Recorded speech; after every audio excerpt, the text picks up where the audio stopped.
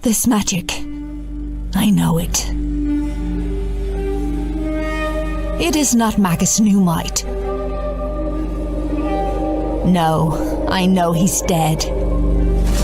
He has to be. Yes, it is as I have least suspected. I've fallen victim to her. Of course, she would come to avenge him. She's here. This prince's bride, hidden amongst the innocent.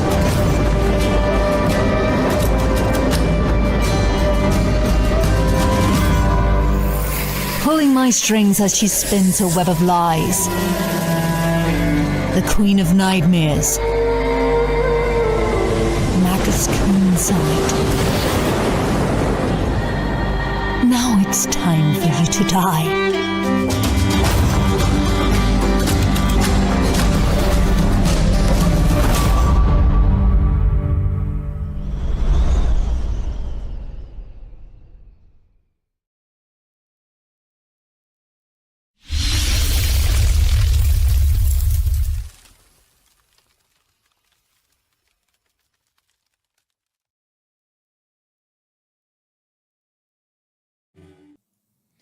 Yo, what is up, everybody? Welcome to episode number, if I am not mistaken, 68 of Rip and the Silverback climbing on up. Sorry I was late. Had to stop by the old Best Buy.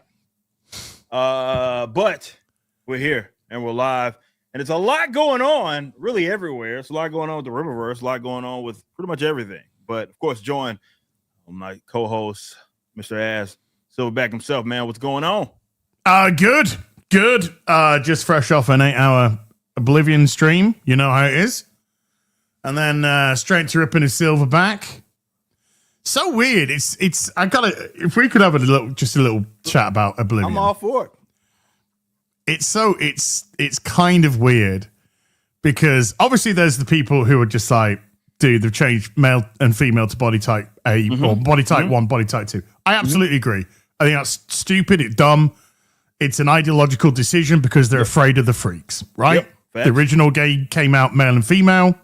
Should be male and female now. Nexus mods have already banned a mod which changes it from to male and female. So I get where their people coming from. I said so myself at the time. I think this is bullshit, stupid. The game itself, it's literally just a rebuild of Oblivion. You know, looks absolutely gorgeous. It's fun. I just kind of like lost myself. You know, lots of people watching yesterday, last night. Big audience last night. Big audience today, man, considering like it's almost 3,000 last night. I was looking at you. Yeah. Crazy, man. And then about 1,700 at peak this afternoon, on Wednesday afternoon in the UK, you know?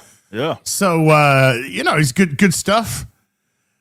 And then, so I had are you body type 1 or 2 people? I get that. I truly do. And then I was getting this is the guy who's afraid of pronouns people. 18 months later, I've still broken. The people who said, why it wasn't a big deal, man. Why does it matter? And by the way, can I just say for all the people that just like the why does it matter brigade? If it doesn't matter, why was it changed from male and female to body type 1 and body type 2? If it doesn't matter. Because as we all know, it does matter. And why does it matter is a big fucking gaslight projection. Okay? So 18 months later, still broken. They are broken in the head. Which is crazy.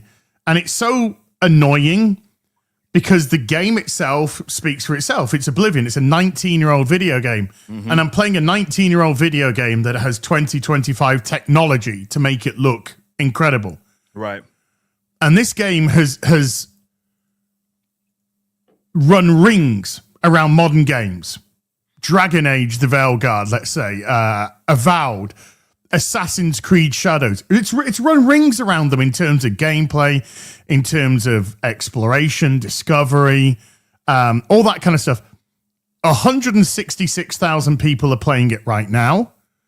and 182,000 at peak. That's crazy. And that's a game that got stealth dropped on a Tuesday. Yeah, just like they pulled the old Rippaverse where it's just like, we ain't gonna say shit. Bam. Boom. Yeah, this is releasing Friday. This is releasing like next week. It's just like, what?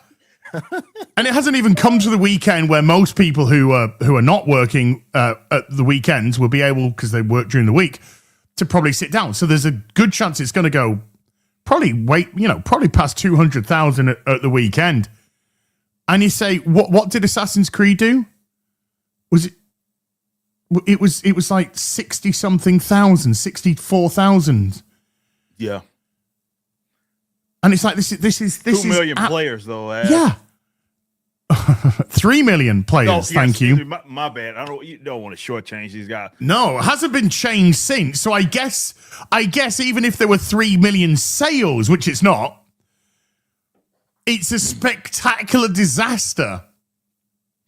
So it's so bizarre that a 19-year-old video game that's had a wonderful technological facelift can just speak for itself, and the talking points around it are the elements which the 2025 humans have changed because of their ideological fucking mental illness.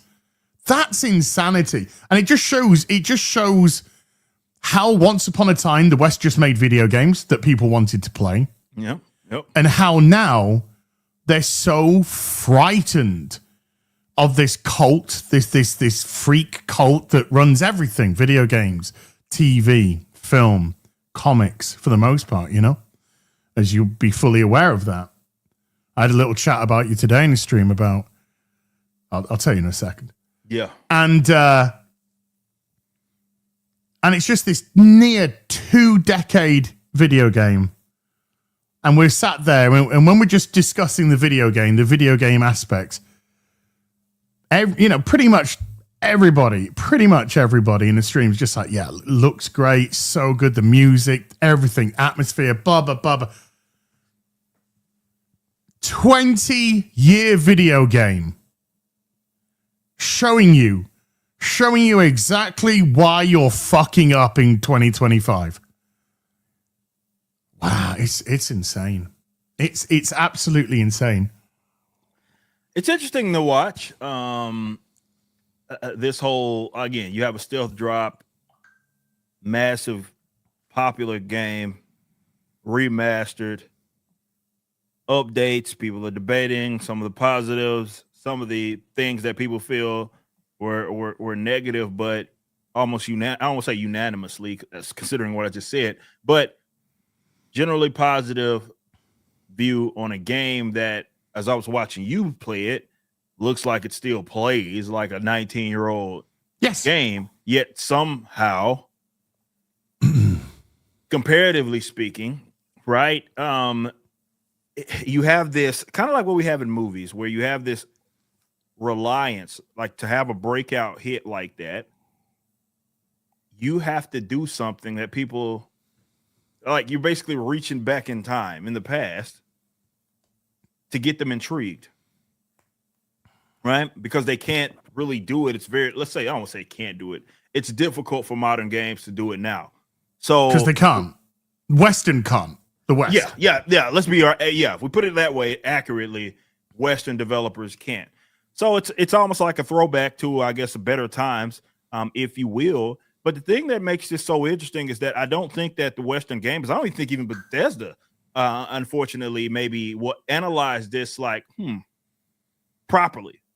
And the proper way to analyze it would be, damn, what worked. And what worked then in some capacity still works today. Why don't we do that?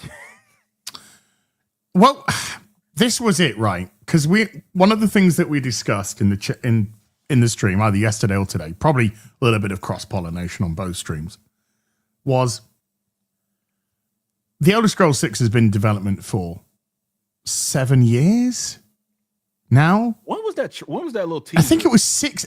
Put it this way, there has been more time since that teaser was shown than there was between the release of Skyrim and the teaser. That's crazy. Yeah, that is crazy. So I think crazy. It's mental. Yeah, it's mental. It's about 7 years ago now. In 2025, it's now 7 years since that tiny little teaser of the Elder Scrolls 6. 7 fucking years. What time flies? Potentially 8. Chat, if we could just get an absolute confirmation. I think it's 2018. Yes, it'll be 7 years. Mental, right? Yeah. And so there's clearly a lot of work which has already been done on the game. 3 years ago, apparently, Kara was the one that said this in the stream yesterday. This has been in development for 3 years, and it's not even Bethesda who are redoing it. It's another company who's redoing it, isn't it? That redid it. Val something or Valorous or something. I think Valorous. They're the ones that did that, and they literally just took each asset and just made it look incredible and put it back, sort of thing. So to me, it's a little bit more than a remaster. To me, it's essentially a remake. Okay. I guess they're calling it remaster because they haven't done too much as regards to the combat. They've made a couple of little tweaks. Yeah. Combat is like. Oh, I'm loving it. I'm loving it. Yeah. You can't just go ham. You gotta be a little bit wait and see when you've got a moment. And I'm playing it on expert, and holy fucking shit, it's going crazy right now. So, what exactly is the Elder Scrolls 6 looking like? Because it can't be made with the attitude of 19 years ago, because 19 years ago people were normal and now they're not fucking normal. Well, that's the thing, though. But I guess that's what I was trying to analyze, right? And we've seen this before. This isn't anything necessarily unique to Bethesda, right? But what unfortunately ends up happening is that they don't often learn, right? And by the way, I have the wrong background there, but they don't actually seem to learn like from it. So usually, it's not even context clues. It's the market literally screaming in your ear saying, hey, this works. This worked back then. It will still work now. But you do look at a game like that has been developed. Unfortunately, if it has been developed, peak BS or during those times, right? And yeah, maybe if they were logical people, they will look at that and say, yeah, okay. Maybe that's a logical person. They're not logical. True. Because the one change they had to do in Oblivion was get rid of male female. Right? And that just shows they have not learned anything. That's a great point. That's not a bad point. It's not a terrible point at all. That's actually, it's like, okay, everything else for the most part is the same, more or less. New skin, if you armor, if you pre-order the deluxe version or whatever. For the most part, it's just updated graphics of the game that came out 20 years ago, or nearly 20 years ago. Which again, not saying that's a particularly bad thing. But yeah, a logical person would look at that and say, well, yeah, but you look at the one thing that they did change, which, yeah, you're going to get those because they want you to shut up and they want to gaslight you. Well, none of that matters. It's just pronouns, all that stuff. But like we talked about earlier, well, you can't even use that argument, right? No, because look at this scenario, right? Yeah. Why give people an excuse not to buy? It's doing very well. It seems to be doing very well, I think, but why give people an excuse not to, right? Because if they kept it as it should be, which is male and female, right? And the weirdos go, why is it male and female? Well, number one, it's a man or a woman. And if you're identified, so this is just satiating the non-binary, the fucking weird, the absolute pinnacle of fucking retardation, people, right? Yep. But the answer that they could have just gone is, this is a faithful remake of the game. And this is how it was. Boom. The conversation is over. There and then.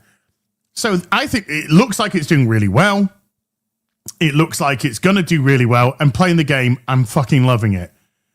why a company would still give people an excuse not to go near it is still beyond me. That's the alarming thing about the future, right? Because you look at like, yeah, this should have been a layup as it was.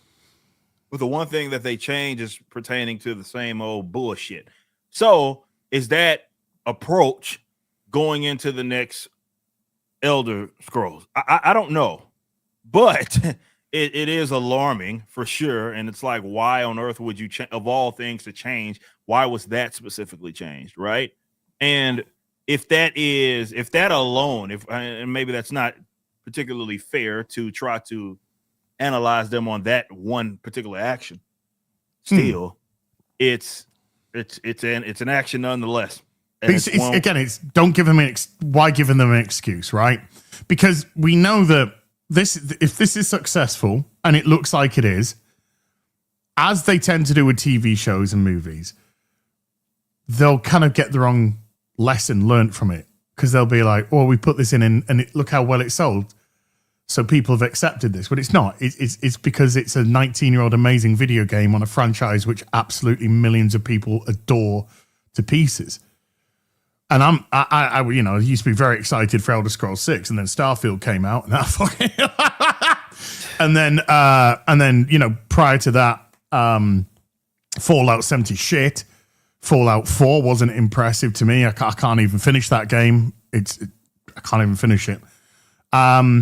So they have been on a decline trajectory. What was the other recent Bethesda game? Oh, I mean, they did the Indiana Jones game that there was a conversation about for about a week, and it's never been fucking heard of again. I tried to play it. I found it incredibly boring, incredibly dull, mechanically very, very weak, very repetitive, very linear, and so easy to break, so easy to balk, but not in that kind of cute Elder Scrolls way. You can balk a few things. So with the Elder Scrolls 6, they kind of did a wonderful job of managing to make me not excited about it. All you have to do, and it ain't fucking rocket science, is just make a video game. It's, just make a video game. What's holding you back is this. I don't know if it's a almost like a threat in a way, that if you just moved away from the stupid ideological aspect, the stupid gender politics, the stupid intersectionality, and just made your game and you can create a male character or a female character. Right? Sounds simple. It's very simple. It's not right, because this is fucking humanity until about 5 years ago. Yeah. That's humanity. And now we're the bad guys, the people who you don't accept who I am. I don't give a fuck who you are, right? Your life, you're not my main character, okay? I'm not a fucking NPC in your world. Right. I know that you've got a fucking terrible case of main character syndrome, that you think the fucking world needs to revolve around you, and that everyone needs to bend your will. You need to respect my this. You need to respect my that. I don't need to respect fuck all about shit. Yeah, you need to earn respect. You don't get given respect. So I don't give a fuck. Call yourself what you want. I'm not trying to stop people from calling themselves what they want. Call yourselves what you fuck you want, but I'm not playing your game. And I don't think society needs to play your fucking game, okay? You want to do the bin burst shit, fucking fund it yourself, do that kind of stuff. And I referenced, like I said, I referenced you earlier in the stream because, as I said, it's kind of like a little bit with Eric, right? Eric created his own company, created his own universe, created his own characters, everything brand new, fresh IP. Didn't purchase any IP, didn't license any IP. Just got his own IP. Went out there, first comic that came out, boom, ISOM, $3.7 million worth of sales. Tens of thousands of books, 50, 60,000 books sold. ISOM 2, 2.4 million. Alpha Core, 1.3 million. Gyro, 1.6 million. Then it's just like, right, we're now going to reduce the size of the book so we can get them out quicker. put more product out. Now we're putting books out that are half the size, but they're coming out on a regular basis. This Yaira 3 is now up for pre-order. It's the second Yaira book of 2025, and we're in April. Yep. You know, so things are going. And I'm like, and the people who can't even fucking complete their crowdfunding, you know, years. Books have been gone for years. People can't do that because they have no work ethic, they have no heart, they have no soul, they don't care. And so they tend to spend most of the time bitching at other people on streams because they should actually be working and getting stuff out. But they can't because there's no interest. So they're the ones who are like absolutely disrespecting their audience, shitting on their audience while gaslighting to them that these are Eric's the bad guy. Same with the mainstream. The mainstream kind of persona non grata in the mainstream can't work with the Rippaverse if you're part of the mainstream. If you work the because they're problematic. So it goes to the other direction as well. Mm-hmm. So you have the mainstream who are just like can't work the Rippaverse. Rippaverse problematic. This libertarian is a alt-right blackface of white supremacy, fascist, racist, hates women, particularly his wife who's been married to, all this kind of stuff, right? So they do that, and the state of the mainstream is fucking in the toilet. They just released Harley Quinn scratch and sniff fart comic. It's done. They've just had to relaunch Amazing Spider-Man again because it just can't fucking sell. This is one of the biggest books of all time. Just can't fucking. So they have to constantly operate off gazillions of fucking variants. You know, we're talking like 8, 9, 10, and we're talking just individual fucking floppy issues. Yeah, individual floppy more issues. Than that, dude. Like some of these, like I've seen these variants get into like the 20s, bro. Yeah, but they get to you, and then they go, Eric, this is how you should be running your company. That's true. He's doing it wrong. I can't get a book out, and we can't sell fucking shit for shit in the mainstream, right? We're showing you everything wrong with comics in 2 complete polls. Yeah. And we're the fucking big... Eric needs to listen to us. He needs to... Yep. This is why it's all going wrong. And that's exactly what we kind of have in the gaming world. It's likened to that. You can just make a game for everybody, right? And for everybody, we mean just don't...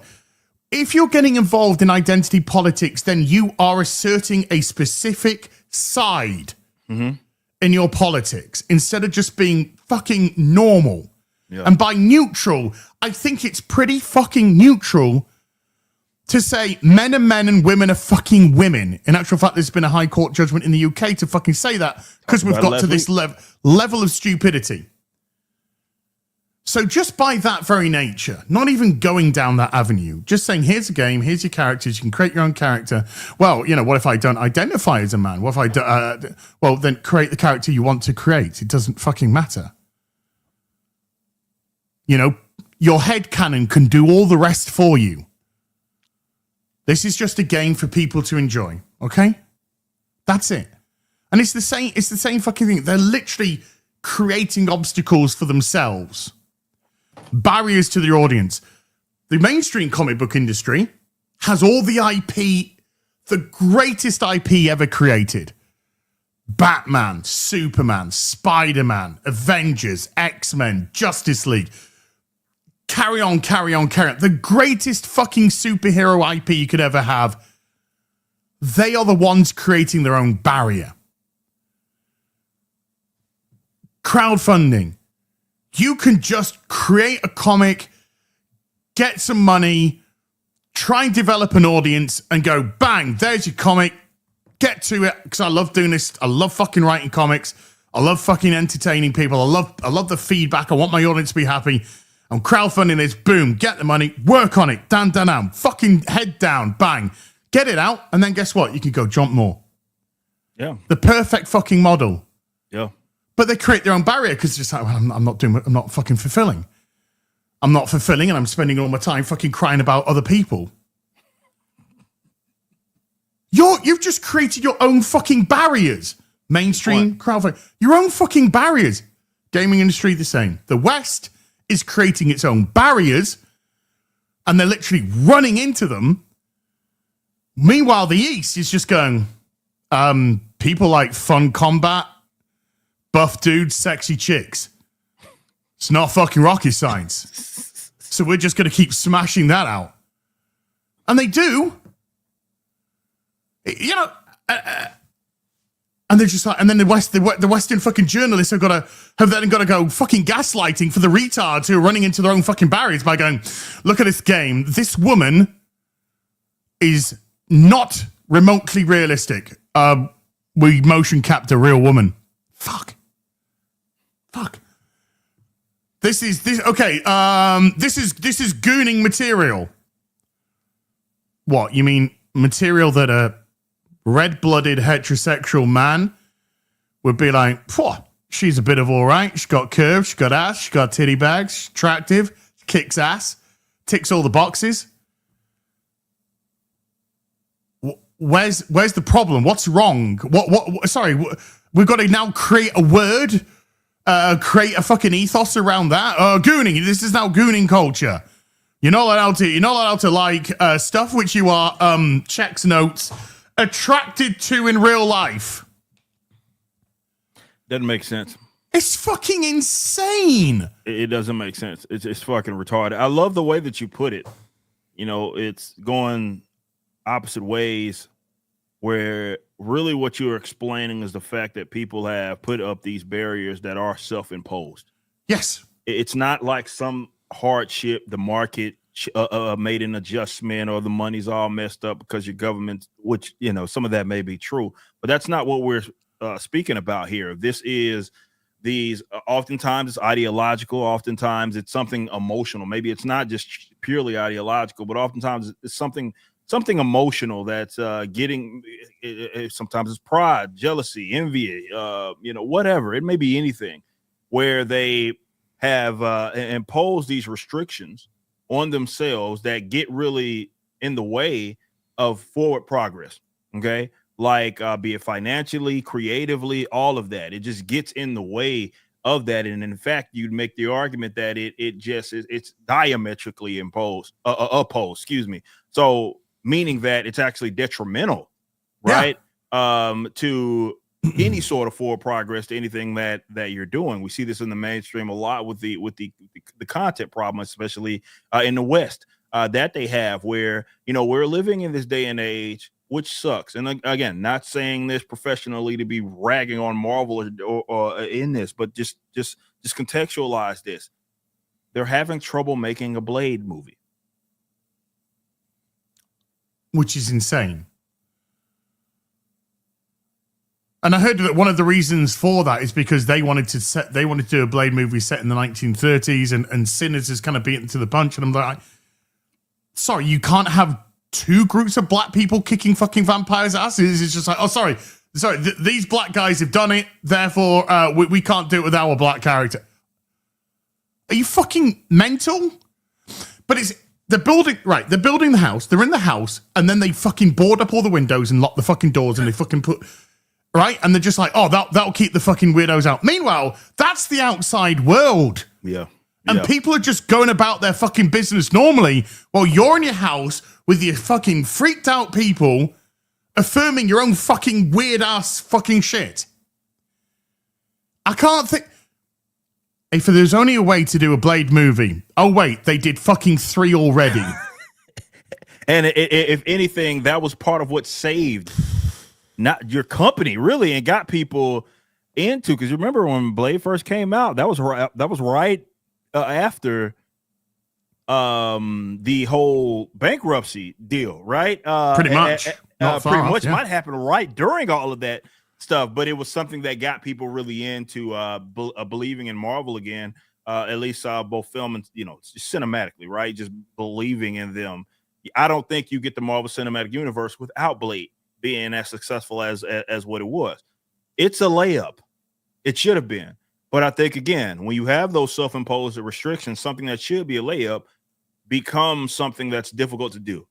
The same can be said. I don't know if you saw that Rob Liefeld was talking about some information that he had got with the X-Men, like studio essentially, and that they're having all sorts of trouble. Let me see if I can pull that up. Like I said, this is more to affirm specifically what Az is talking about with these sort of restrictions.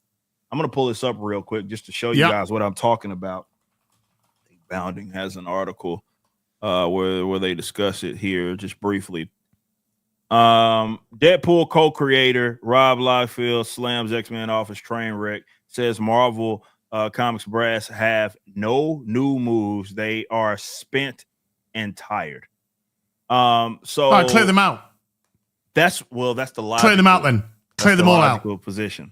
If I've got a person right, you got a person writing for you, right? If Chuck Dixon comes to you and says, "Eric, I've got no more fucking ideas,"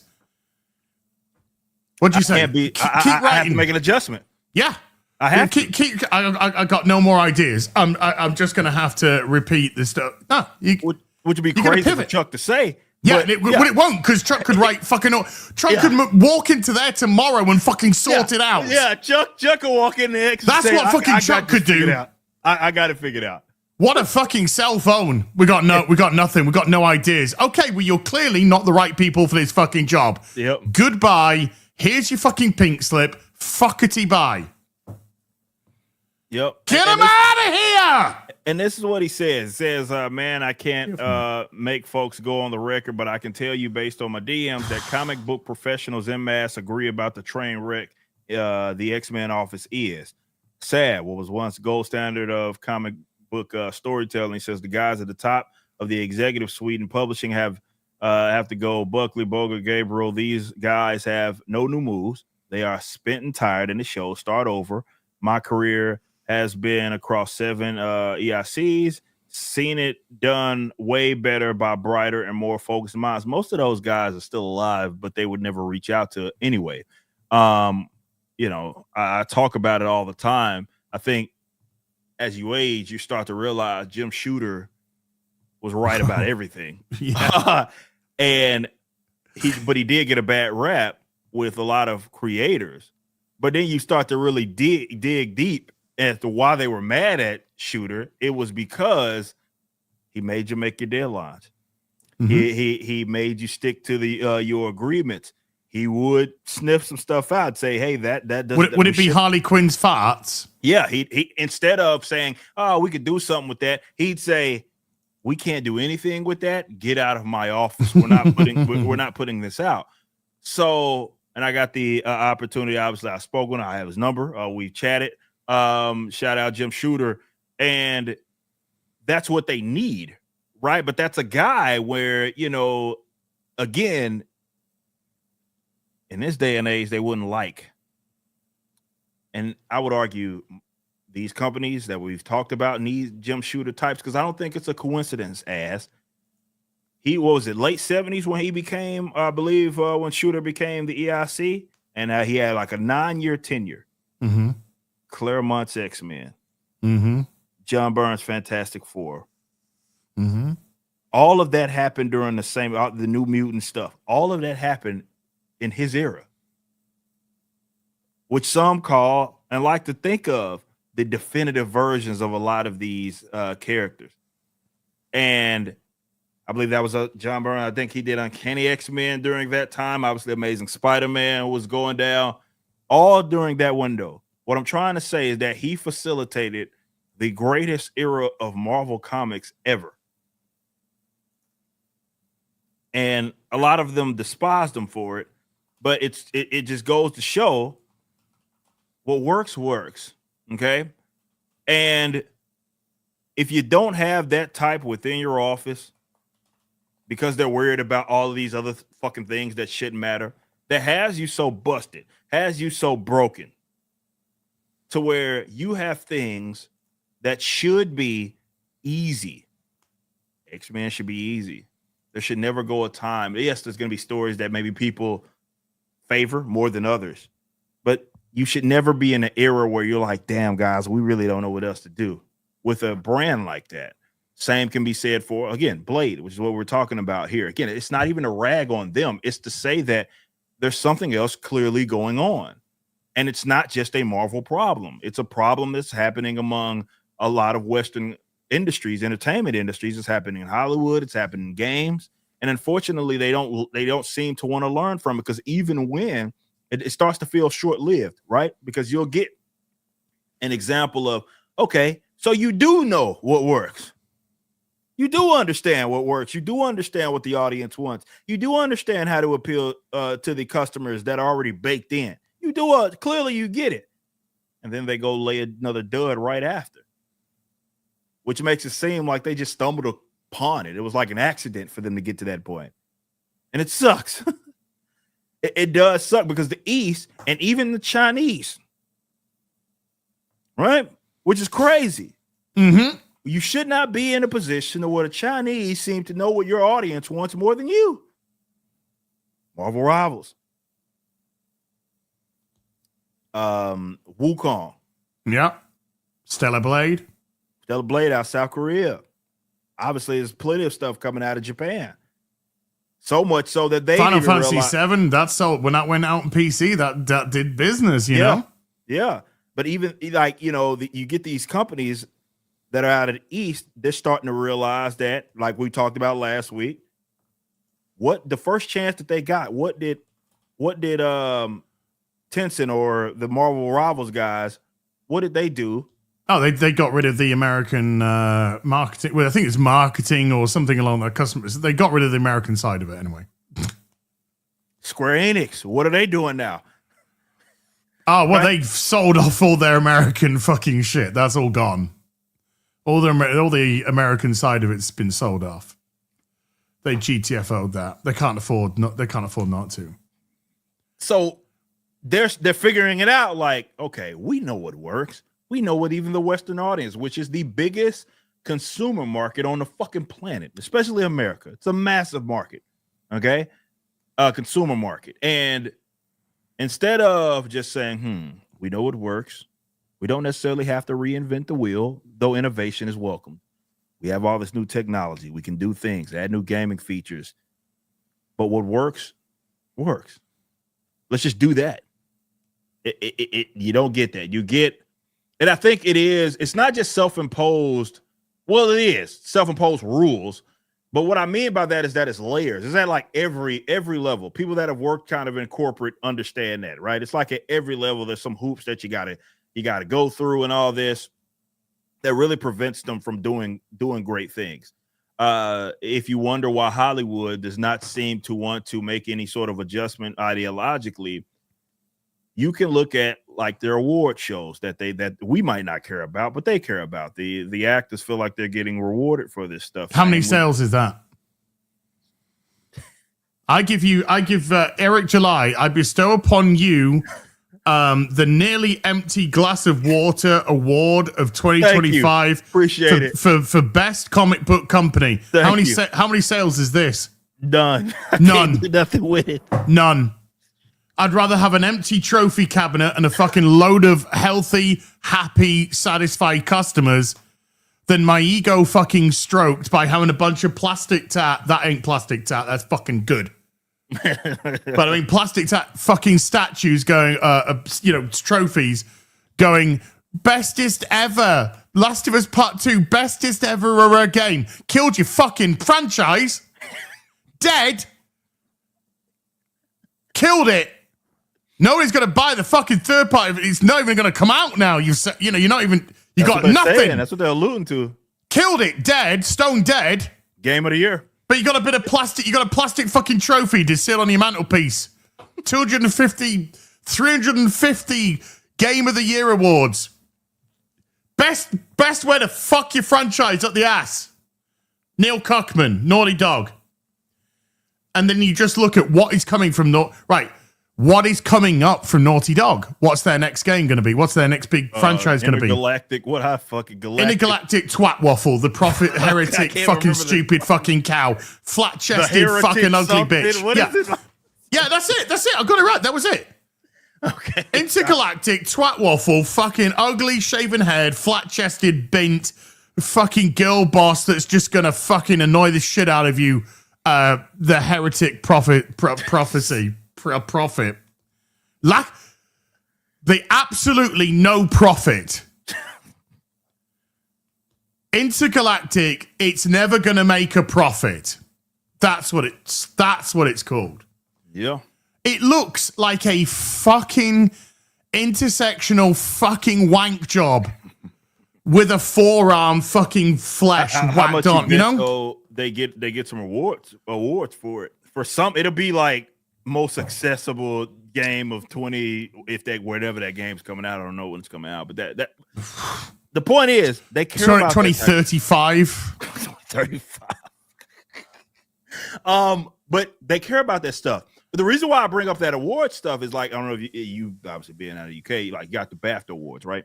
So they have, and I've covered this a bunch of times, self-imposed rules, which basically means that they cannot qualify for these awards that, again, all of us may think they're stupid. It's because they are. But they don't. But you cannot qualify. You cannot be up for nomination for those awards unless you check particular boxes. That's just it. So it doesn't synergize with your customers, right? And the tighter you grip your hand, the more star systems will slip through your fingers. The more they do that, the more they're literally telling customers not to buy. Because customers are now, they're not learning. Once upon a time, we'd go to IGNs and such to get our gaming information. Nowadays, when they're affirming something, it's literally a sign to say, do the fucking opposite. Do the exact opposite. We are giving The Last of Us Part 2 all the awards so we can go, this is the most awarded game of all time. Fucking killed the franchise, dead. Is that a legitimate good video game? Is that by the way, just real quick, because I know we can talk about it later, but I want you to finish your point.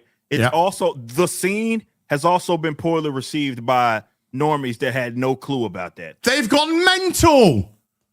They've gone mental. They hate the fact that Joel has been killed off. And it ain't even Papa Pump.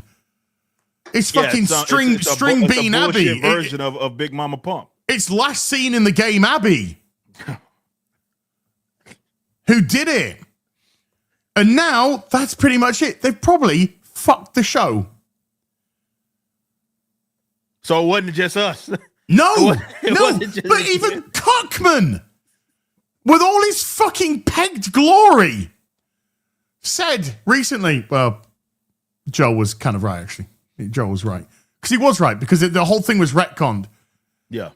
You know, this was his daughter. The fact, the cope, particularly the cope with The Last of Us, the cope that if they dissected Ellie and because there's no guarantee that they're even going to get a cure from it. It was just a possibility. Right. So even if they'd killed Ellie, dissected Ellie, and come up with a cure, you fucking think that this ragtag group of the Firefly have the resources to fucking get a... No, this is a power play. Yeah. They'd be like, no, we need to hold on to the fucking vaccine. We need to vax only the people we fucking want. So it becomes a complete fucking power play. Just like an apocalypse becomes a power play of fucking warlords. It's no longer... So it doesn't make a sense. So what was the actual Joel story? What was it? Ellie was his daughter. In his mind, they were now father and daughter. And they were going to kill his daughter. And there was no guarantee of what was going to happen. And there was no guarantee that even if it did happen, they'd be able to do that. This was a man who witnessed his daughter die at the beginning of the game. Yep. And could not bear to go through that again after 20 years of finally allowing himself to have a connection with somebody again, an emotional connection, a familiar connection. And then you want to fucking retcon that fucking Joel's just a piece of poopy pants man, selfish, all that kind of stuff. Oh, just go fuck off. These people are fucking soulless. They're fucking crazy. They are bro. dead on the inside. I mean, I know Cuckman's got fucking dead eyes, just like all these fucking dead-eyed, emptied, probably fucking antidepressant SRIs, whatever, out the fucking eyeball people. They're just fucking dead. There's no fucking feeling in them. There's no emotion. There's no empathy. They're just apathetic shells. But once upon a time, they got it. But now they're just these apathetic fucking shells. It's quite interesting. No, it's not. It's fucking like boring and dog shit. So it isn't just us. The reason that's why I wanted to kind of interject with that, because watching the normies is fun. I'm seeing all these posts from your usual, like you got your stand accounts, because they didn't play the game. They didn't know that this was coming. They're just watching a show. And I'm seeing like all these posts, and there's nothing you can do that can make me like this character. Yes. And Yeah. I'm like, yeah. That's what all the gamers were saying. That was what we were fucking saying. You kill off Joel, you retcon the ending to try and make him the villain, and you think you're smart. You think you're playing a smart game by going, oh, well, you're going to play 60% as Abby. The final 60% of the game as Abby. And I'm such a brilliant writer that by the end of it, you'd be like, oh my God, she had her own family and people and friends, and she was so amazing. No, kill that fucking bitch. Yeah. Fucking do her in the fucking head. 2 in the fucking head, 1 in the pooter. 2 in the chest, 1 in the pooter.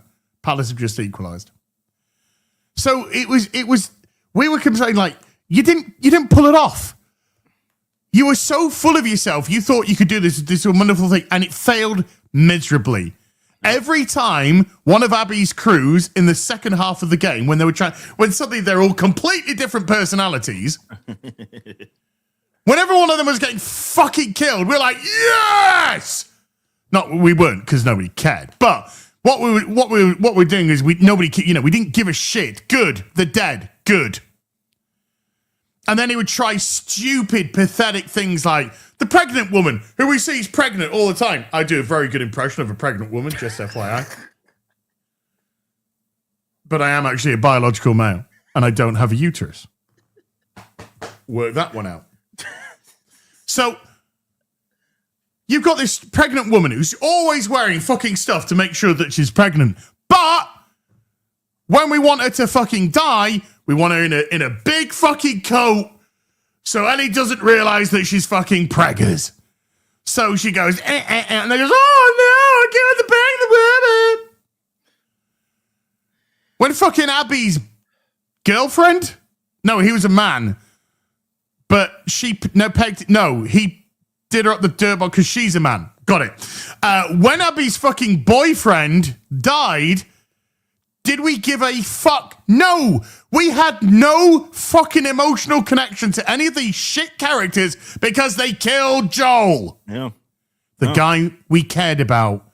The guy we loved. The guy that would give everything, even if it took his own life, to save that girl. Yeah. And by the way, the Fireflies were not portrayed as a fucking altruistic, Right. Yeah. organization. Yeah, exactly. They were fucking pushed as a bit fucking dodgy. Yeah. A little sketchy. So that was all the thing. Congratulations. He'll get some He awards, knew what was going to happen. Yeah. I don't get why they think we're all stupid. I don't get why they think we're so easily manipulated. That's the problem. They think they're fucking smarter than everybody. I've obviously talked about this, and it's funny. In bringing this up, as you get creators that also get that, they end up proving the point. When I say like there's a bit of arrogance about them, right? Where they again think that they're God's to everybody's enjoyment, right? And I think you have a little bit of this here where here you go. Same thing. And the reaction from a completely different crowd, and the non-gaming crowd had the same reaction that the gaming crowd had to the scene. And yet here we are. But it'll win some awards, which is what they care about. And you want to talk about if you want to talk about what's self-imposed, like barriers has kind of been a theme of the show, you have to go there. And if you go look at the rules and requirements for like a BAFTA or whatever, you have to have a certain percentage in order to be eligible, nominated. So it's not about the best. It's not It's merit. about No, they don't even give a shit about superficiality. that. Yes, so completely superficial. And why do you think people are therefore rejecting it, right? How many times do we have to say, right, let's forget the point that we go, if there was a game in the heart of Africa, it'd be fucking weird if they weren't black, because that's the fucking obvious one, right? If we had a game set in Australia, let's just say Australia, right? And everybody was fucking Chinese, or everyone was speaking with a fucking Indian accent, we'd be like, I thought this was fucking Australia.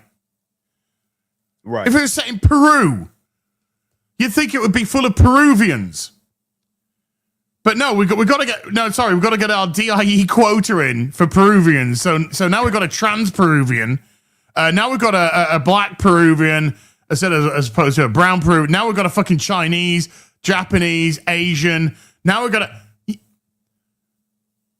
because it has to fill their quota. Yep. They have to do it. People aren't stupid. And people go, that is dumb. It doesn't make sense. Yeah. But they're not trying to make sense. They're trying to literally just use superficial traits. And when you just focus on the superficial, it's the depth and the complexity which suffers. So that's why we get terrible fucking writing. Because the characters which are brought in to tick a box, they only tick that box. That's the whole purpose for being there. Yep. And so they go, great, we got a whatever it be, whether it be black, woman, ethnic, whatever the box is that they're ticking, that then becomes their whole fucking thing. It's everything about them. It's like everything is centered around exactly that. That existence is tied to, again, some superficial ideological bullshit, which again, it's complete and total fucking nonsense. But this is what plagues all these industries, right? And that definitely the corporate ones, the mega corporate ones, so they're tied to some sort of big companies, right? They have these self-imposed rules, which are very superficial or superficial requirements to be eligible. So how can you get the best thing? It doesn't mean that everything that you create is going to be a smash hit, but how can you be the best version of yourself if you have all of these rules that are in place in order to be eligible, right? And it's quota systems, it's various diversity bullshit in which they all must follow. And so they say, well, we got to have this certain percentage in order for us to get this particular type of access. Maybe it's award, maybe it's money, maybe it's bank bullshit. Who knows? But whatever it is, it does not incentivize creating for the customers or putting together the best team so that you could do that. And I think that's where the Western stuff, what they're playing. Because you think about it, right? You don't see, and I'm not saying that like white people are the best game developers. It's not the point that I'm making.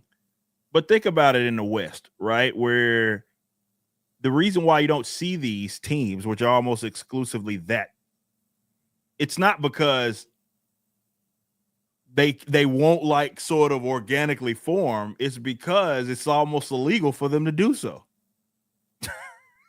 And they know that, it's going to be a bunch of backlash, right? Let's say we created the best goddamn game on the planet, but it was 100% white dudes.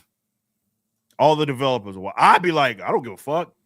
You'd be like, okay, cool. Ghost of Tsushima.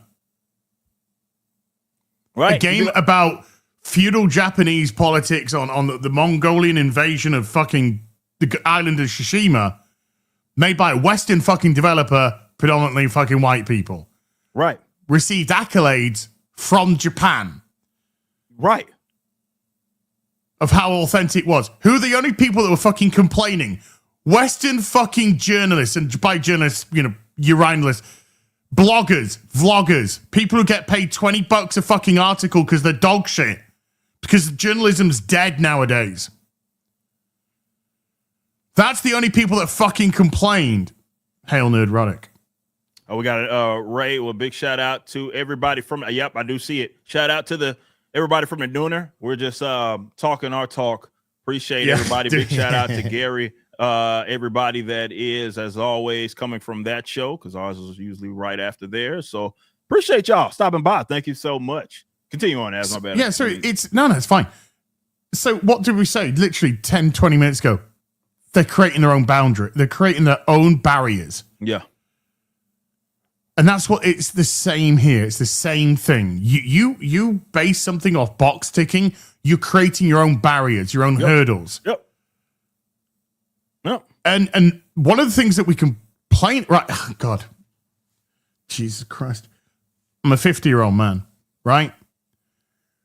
You watched pretty much any film in the 80s.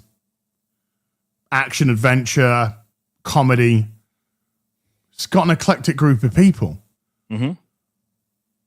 Did you ever hear talk about, oh, this film's great because we got three black dudes and a woman. Yeah. Like, nobody gave a fuck. The talk was always about the film. Yeah. Whether or not it was good, whether or not, blah, blah, blah, exciting, action, adventure, comedy was funny. Did it? Nobody gave a shit. A lot of this crap, a lot of this box ticking shit, which forever, there's stuff that we can say about why it's been coming in. Oh, yeah. But you know what I mean? But it's not because of any sort of inclusion or diversity.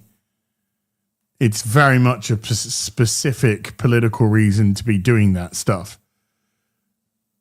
Yeah. They don't like that they are adverse to their customers. They are antithetical to their customers. Because you can create great content using an eclectic group of people, a diverse group of people, and let that product speak for itself. But you don't. They don't. All we hear from the rags, the dirt, the fucking cum rags, I'm going to just call them cum rags from now on, is this is the first time a woman, and this is even Marvel that do this and DC that do this. This is the first time a gay woman of fucking queer, color, trans has been, it's all about just superficial nothing. This is the 58th time we've turned a straight hero gay in 2025, DC or something. It's just got absolutely no. So it's just like a normal person's just like, so how does that make it better? How does it make it good? Why is it good that Tim Drake's now sucking dick instead of crushing puss? Why? What's now good about? As Chuck said, like, did they make him a better character? No, because now he's just that. That's all they'll be. That's what every time they do that. That's all they'll ever be. Yeah. They'll be the black this. Yeah. They'll be the gay this. They'll be the trans this. It's like the conversation we have about mantle versus person. Mm-hmm. You could put as many people into the costume and call it the mantle of this, that, and the other. But people don't buy it because of that. They buy it because of who that guy was. Right. So if that guy was Clark Kent, if that guy was Peter Parker or Tony Stark or Bruce Wayne, that's who they are. That's who they want. Or Steve Rogers. That's who they want in that costume, right? Yeah. And we've talked many times about the predominant storyline revolving around the changing of the mantle from the main character to a sub-character isn't about change going forward. It's about why the original character is better and why every time they deserve to be that character. Every time.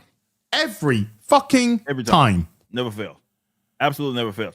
And just to reiterate this point, again, it's flew under the radar. I covered it in 2020. This is actually talking about the Oscars here. So this went into effect, I think the first one where it came fully mandatory as far as Oscars was last year. So look at this. So basically what they say, policies only become mandatory, blah, blah, blah. It says this. Now they announced this in 2020, right in the peak Summer of Love.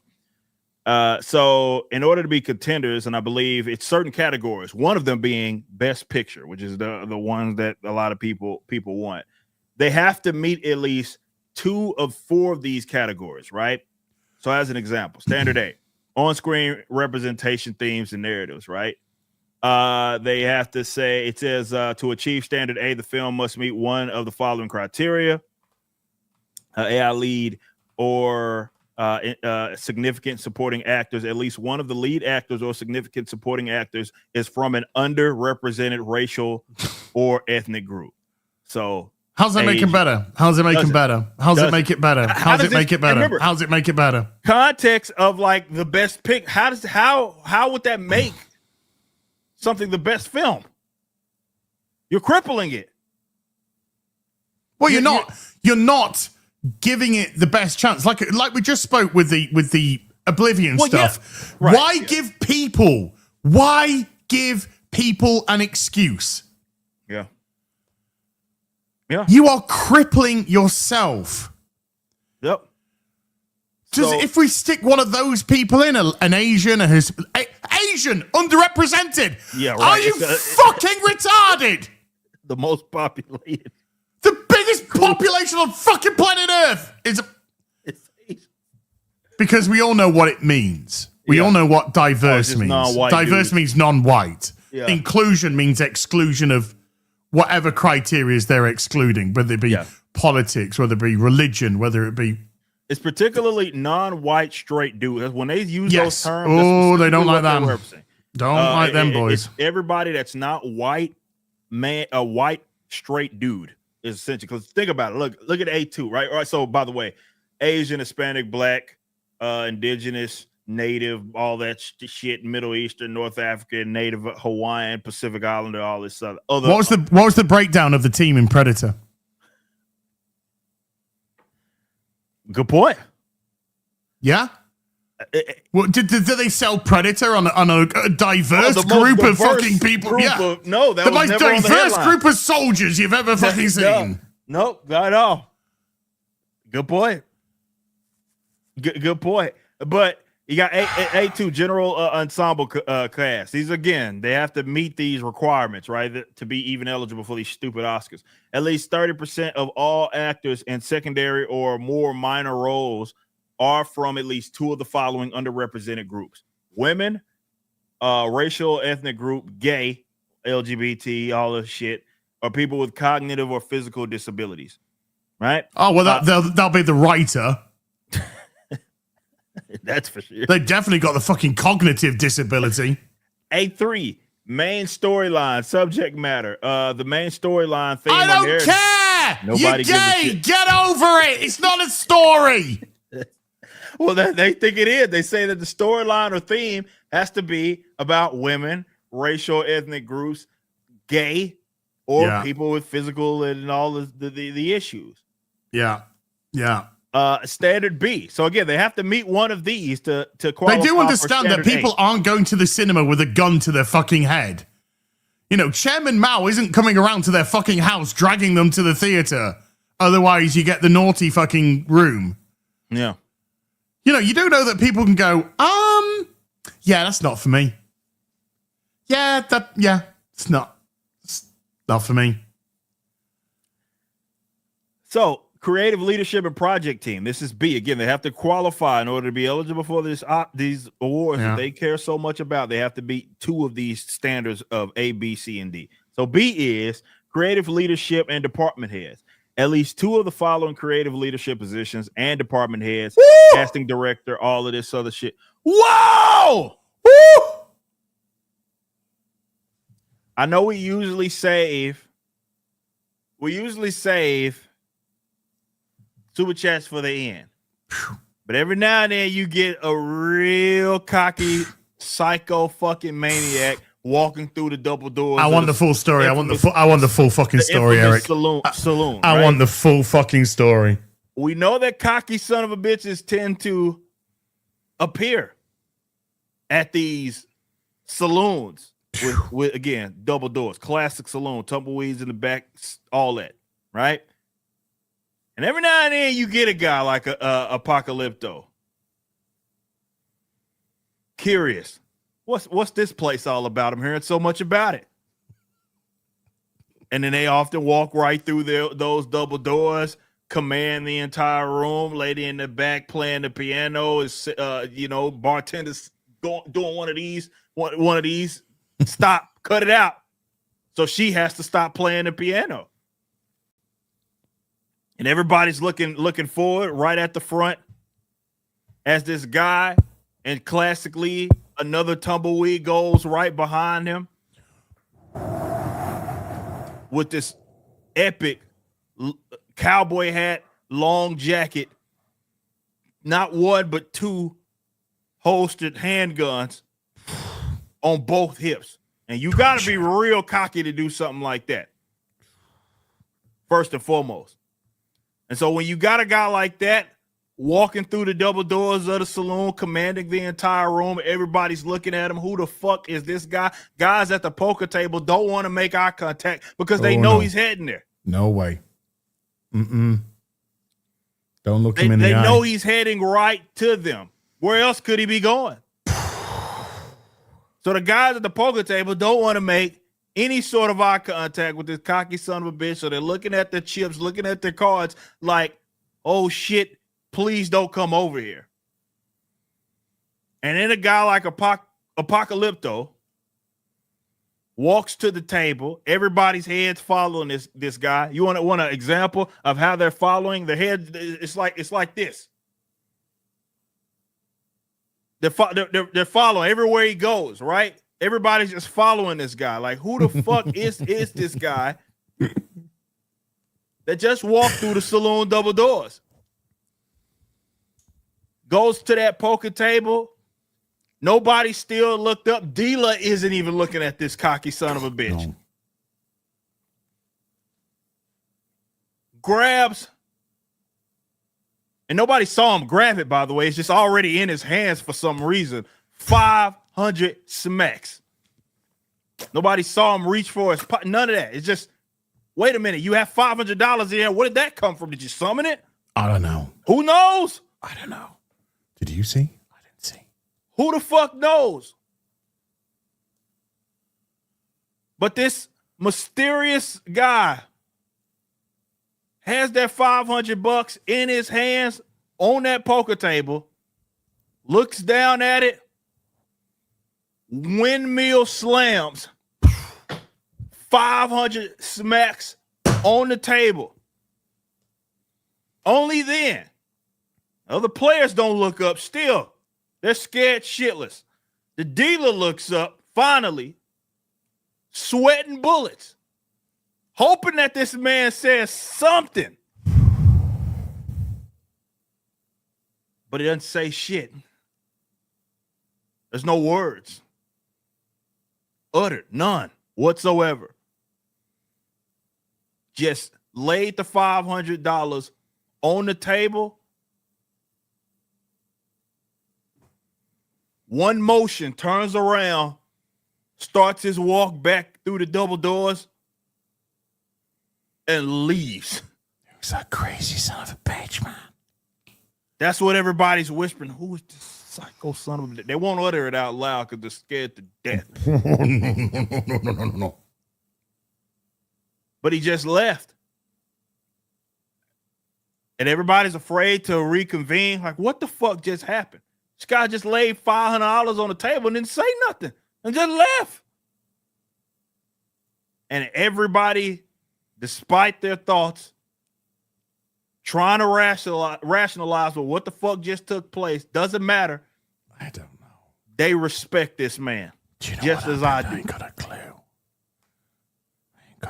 Because there's really nothing else that you can do at that point but respect a cocky, psycho son of a bitch by the name of Apocalypto that just dropped $500 on his table, and there's no words there. Guys, what you are looking at right here is a cocky son of a bitch. There's no words. It's not me deleting the words. The words aren't there. Nothing's there. It's just 500 smacks. I don't know about you, ass, but I respect it. Oh, dude. I respect it. Nothing else. If nothing else, I respect it. Psycho son of a bitch.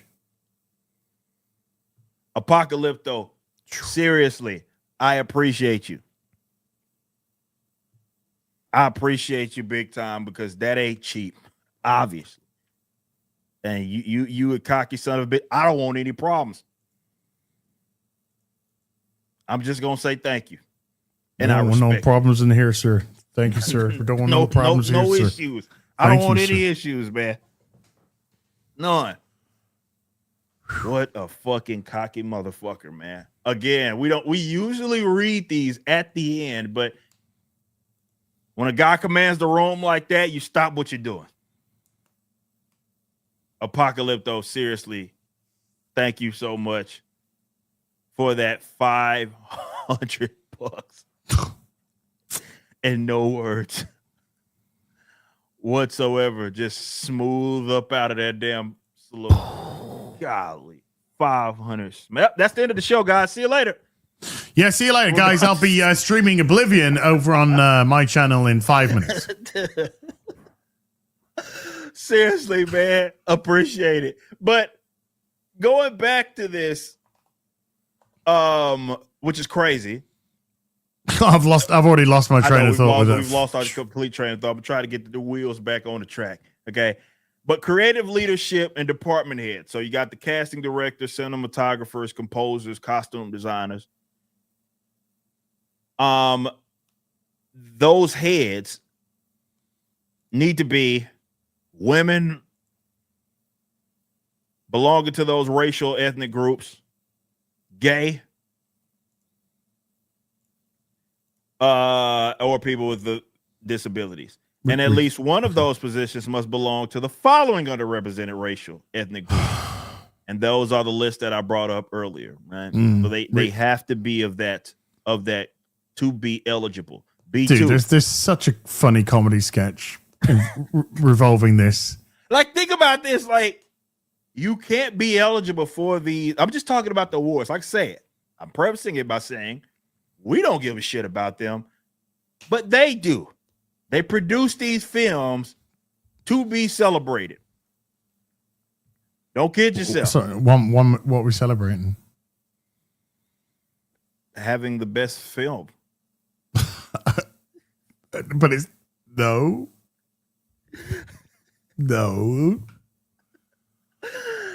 All right, other key roles. At least 6 other crew, team, and technical positions, excluding production assistants, are from an underrepresented racial or ethnic group. You have overall crew composition. I don't want an Oscar. I don't care. I just want my film to make a lot of money and for people to be happy. So the money that we made from the movie, we can make another movie with it. We can hopefully make more people happy. People in this industry. Yeah. B3 overall crew composition. At least 30% of the film's crew is from the following underrepresented groups. It's the same ones that we already mentioned. So again, those are the 2 sections that you have to meet at least 2 of these that we're naming. For you guys that may have been late to the party, we're reading off the Oscars diversity quotas basically that they came out with 5 years ago that went into effect last year. Now going into C, industry access and opportunities, paid apprenticeship and internship opportunities. The film's distribution or financing company has paid apprenticeships or internships that are from the following underrepresented groups: women, racial backgrounds, gay. Sorry, women are underrepresented. Apparently, even though there's technically more of them. Well, they're not on planet fucking Earth. Yeah. Major studios are required to have substantive ongoing paid apprenticeships, internships, inclusive of underrepresented groups. They must also include racial or ethnic groups. In most of the following departments: production, physical, like these are things which ideally would be colorblind. Like all those things, VFX. Why would I give a fuck about the race of the person that's doing the goddamn VFX? They're all fucking Chinese. Well, true. They're all going to Asia or India. one of the 2 for the most part. Which is Asian. So yeah. Marketing, like, why would I care about the race of anybody running those these positions. Physical production. What the fuck does that have to do with your race or your sexuality? Nothing. Would you like another cup of coffee? By the way, I'm gay. Oh, thank you for telling me about your sexuality, but can you just have it cream, no sugar? That's all I want.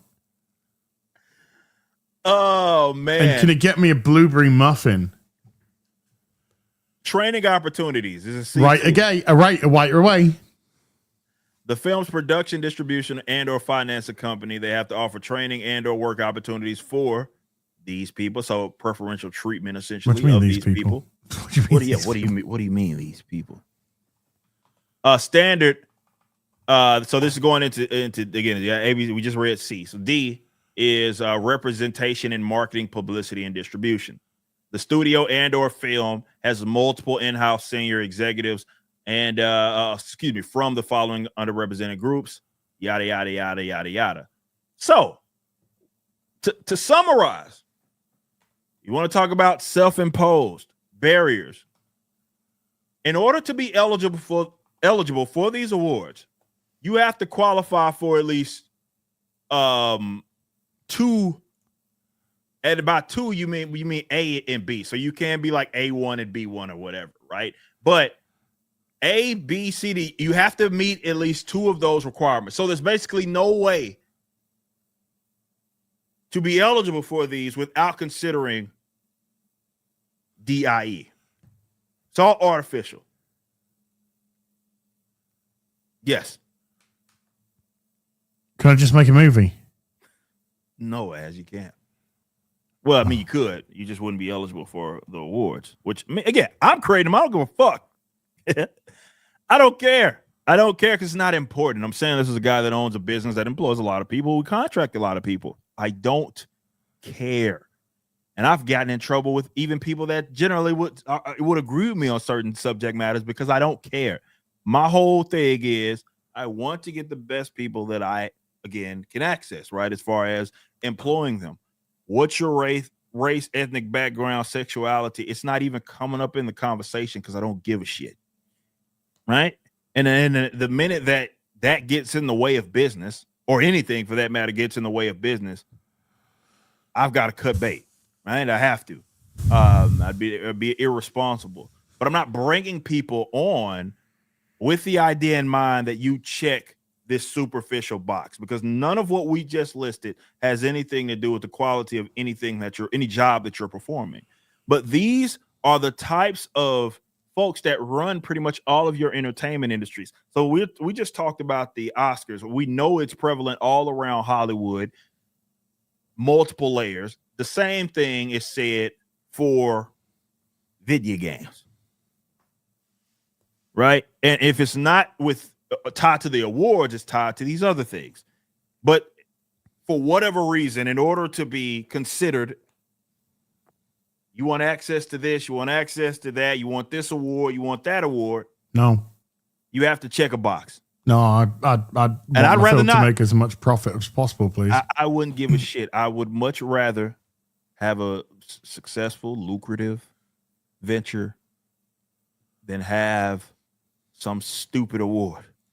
Wouldn't give a shit, right? And that's not to say, as you talked about, we already got over this hump, okay? There have been news flash to all of these newbies out there. Believe it or not, for the last 50 fucking years,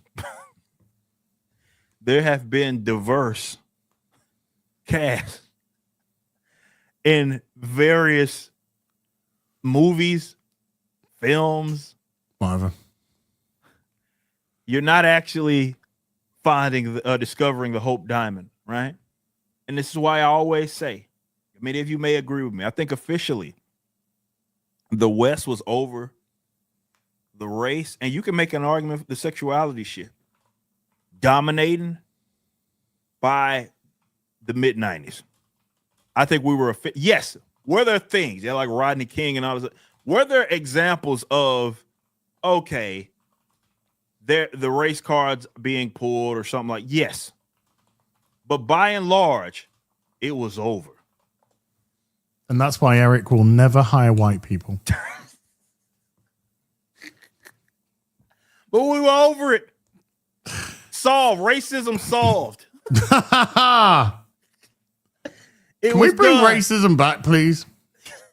And then all of a sudden, going to the latter 2000s, Obama becomes president in America, which should have really been the nail in the coffin of racism, right? Now you would think. Should have been.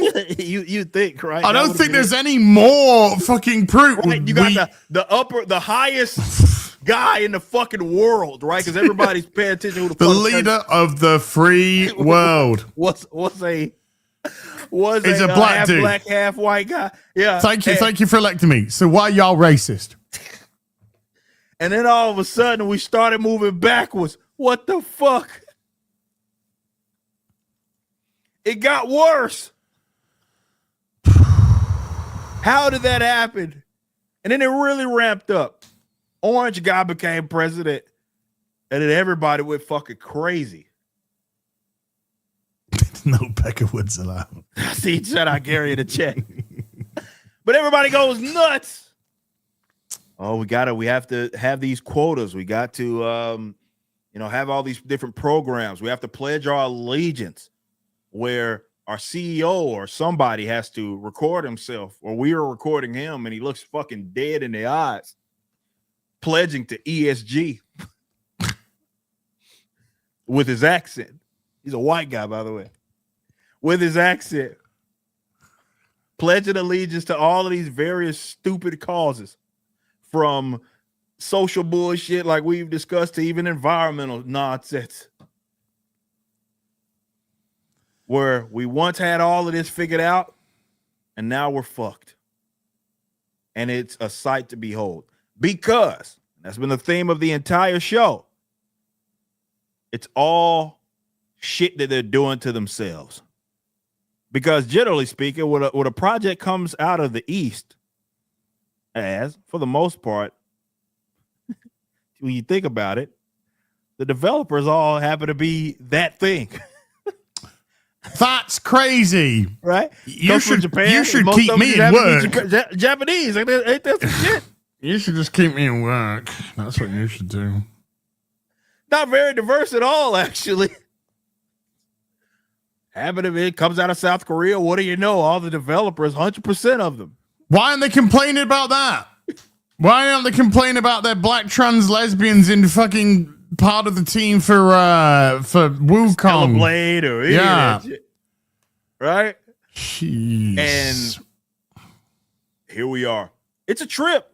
It is a trip, because the solution is very easy, right? It's like, just get rid of that shit. That doesn't mean that.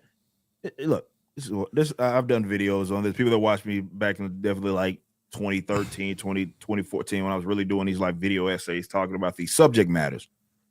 Diversity, representation, none of those things are technically good. They're just a thing, right? Particularly diversity. It's not a positive thing. It's just a thing. It's a side effect. It's not good. It's not bad. It's just a thing.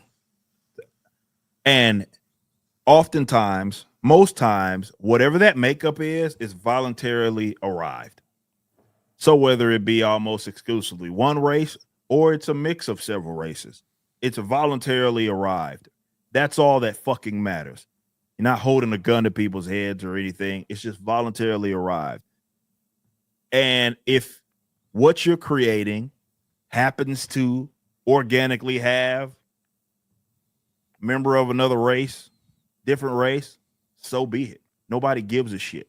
That's different from, hey guys, if you don't do this, it's illegal. Or, hey guys, you're not going to qualify for all of this unless you force someone into this position. Because then it forces you to have to look for people to fill these positions that check a box regardless of whether or not they're the best people for that particular position. Instead of leaving it just out for the open, I just need I don't know, what was one of the subject matters? Someone to facilitate physical media. If they happen to be white, if they happen to be black, Mexican, whatever the fuck, who cares? But they care. Them care. Yeah. they care. And that's what sucks. Just like it doesn't like go. This loops all the way back to the Oblivion thing that we're talking at the beginning. They cared so much about the thing that why do you care about that they had to change it. True. They only pretend to don't care when they have made the change that they want. Then it becomes why does it matter? Their particular ideology. Yeah. And then all of a then sudden, it's why does it matter? Why does it matter? No. Well, it matters clearly to you because you changed it. Right. What happens if it was changed back? What if DC come out with a statement tomorrow and they go, Tim Drake isn't gay, he's never been gay. That has been wiped from the canon. It was a retcon. We don't like it. Tim is a straight guy and the love of his life is Stephanie Brown. Yeah. Right? If they did that, they'd go fucking mental. Yeah. Because the thing that doesn't matter actually really fucking matters to them. To the degree now that it's literally becoming, we want to fucking change it to piss you off.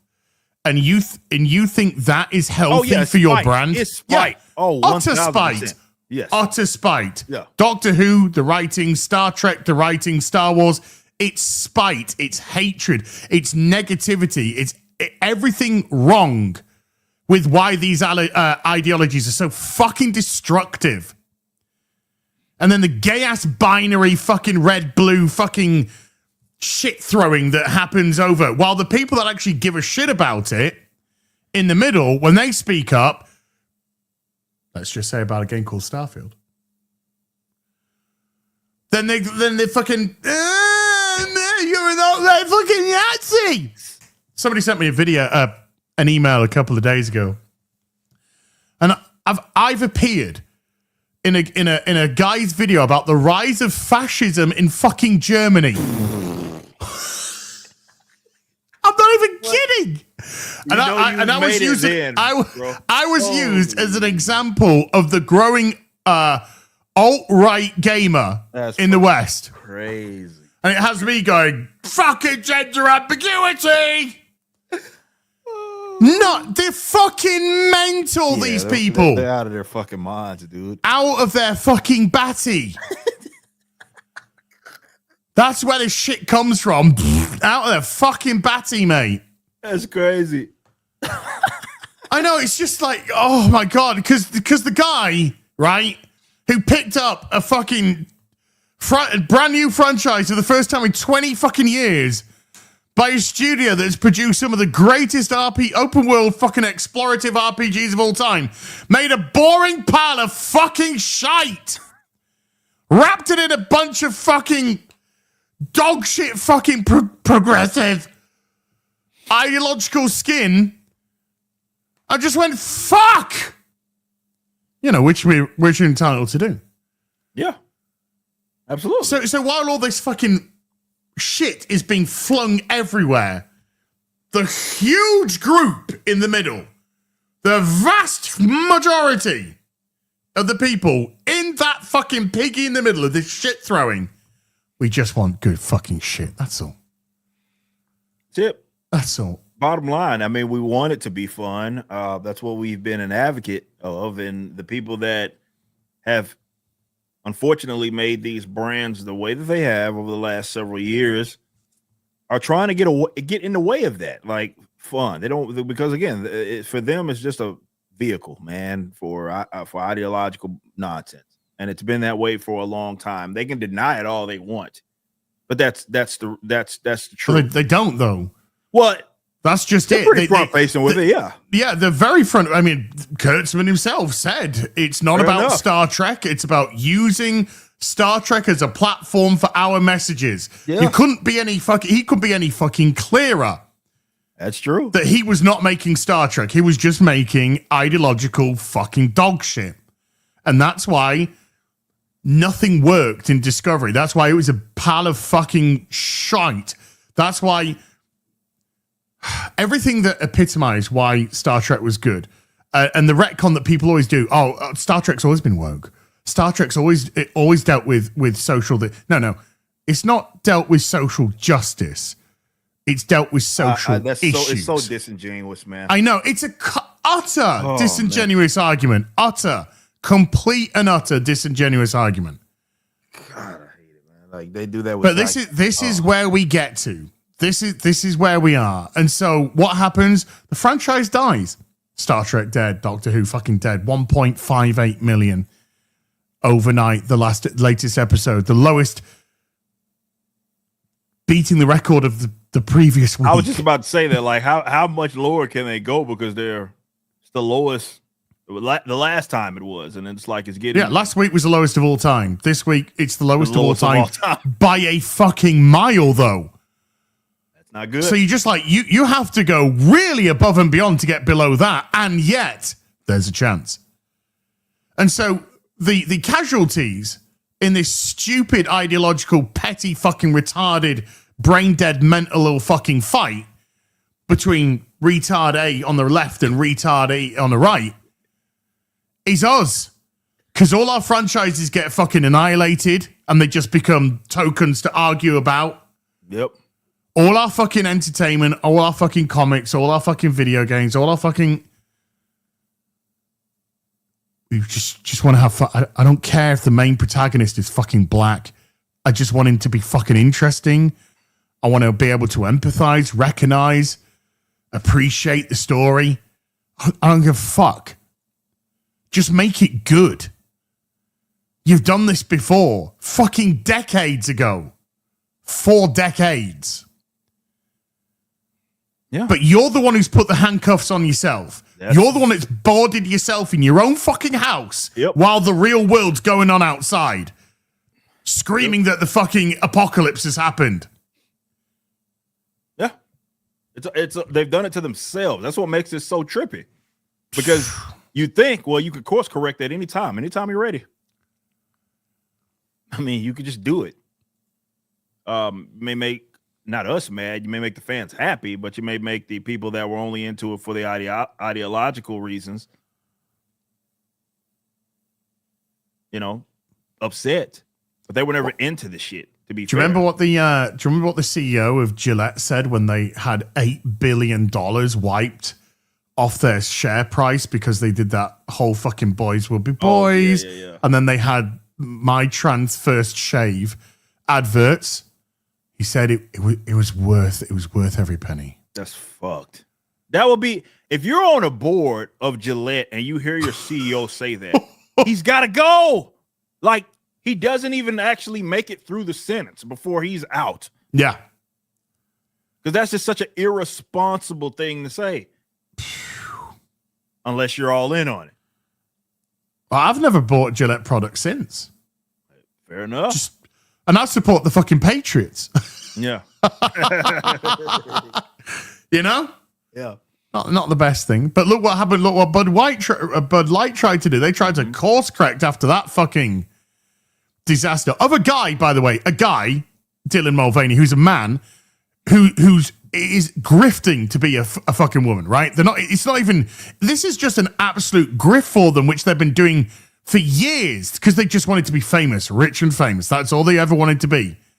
And they've been grifting different grifts for donkeys. And when they started doing fucking the girlhood thing, they were literally mocking women. Mocking them. It's my first day as a woman. I'm already like really over emotional. Just mocking women. And then the cult got hold of him. And we're just like, oh no, this person's amazing. And now they have to pretend that the grift's real. Yeah. Yeah. Let's give us some fucking Bud Light. Everyone likes this person. Like, are you fucking mental? And then Miller did it. And Coors did it. Turn the back on who their fucking actual audience is. Miller, oh yes. Oh, look at these horrible sexist adverts with attractive women in slight... Hello, Gary's calling. Uh-oh. Gary? Yeah, hi. He's got a question for you, Eric. Okay. Okay.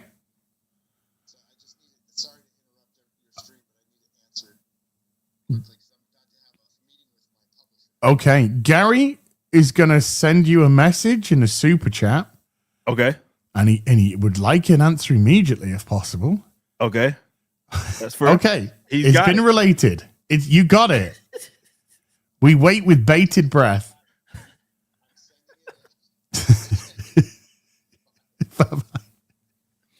Fucking Gary, man.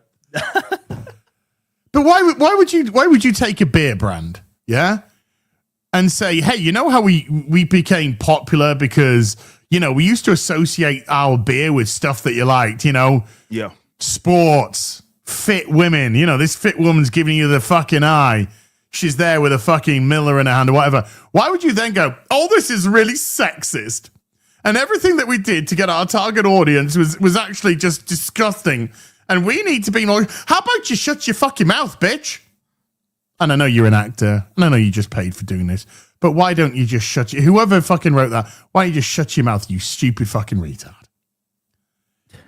Oh, shit. And like we keep saying, these have to go through levels of checks to go, yes, this is the marketing we want. Gary, with a 50. You didn't have to do that. He asked. He says, how many books should I demand from my publisher for a possible special pre-sale? Ooh, for you, Gary? That's such a difficult question because I think your book's going to explode, okay? Just because it's you. And I know you like to undermine like how much pull that you have and how much people value, you know, your opinion on things. It's gonna be tough, but I will say this: I think your floor is going to be at minimum, I think 10,000. Wow. And I say that because of who you are, and there's a chance that I could be undershooting it in saying that. I think what you're going to do is going to be. Matt, I'm not joking. I know you. Look, he says, "What? I understand that's like a massive number." Gary, you're massive, not in a gay way.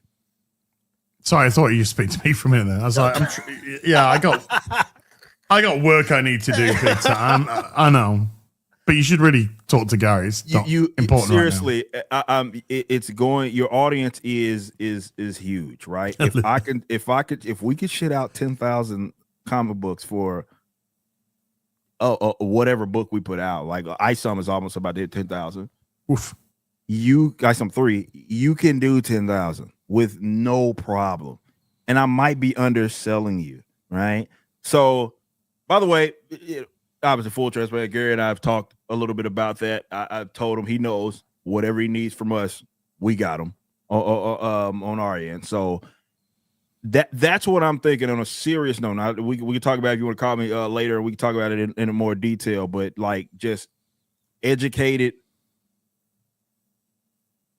assumption. I think you're looking at a floor of 10,000. That's a bare minimum. Like the thing could blow up. We do it the proper way. The thing could goddamn explode, right? What if they're not bare? Say what? What if they're not bare? I mean, I think you're sitting on a gold mine. Okay, it says meetings an hour. Okay, cool. Well, hit me up. Just shoot me a text on how it goes. Obviously, I know, we've talked about where we're at, but that's a floor. And obviously, yes, I mean, it is very crucial just for, education's sake, for people that are out there, maybe have some aspirations to be, publishing. Like definitely when you're talking about that first piece of work, it is a guessing game of how many units that you're going to be able to push. And that's going to really determine whoever the publisher may be, what those, which is going to impact your royalty rate, how many of those they're going to be actually able to push or rather print, first initially. And that's all determined by volume. So you kind of you got to get it right. Because, if you're leaving money on the table, let's say if you're like, I'm going to sell 5,000 and it explodes and, you got those printed, you got to get them reprinted. Well, if you got like 15,000 printed initially, your rate would have been astronomically better than just getting 5,000 printed, right? As far as like price per unit. So it's very, very important to try to get as accurate as you can. But it is a market at the end of the day. They pay people good money and they still get it wrong as far as guessing what they think the projections are going to be. But I personally think a nice, comfortable floor that doesn't undersell you, 10,000. And whatever you need from us, hit me up. Let me know how the meeting goes, and we'll chat. So big shout out to Gary. Really excited for his upcoming stuff.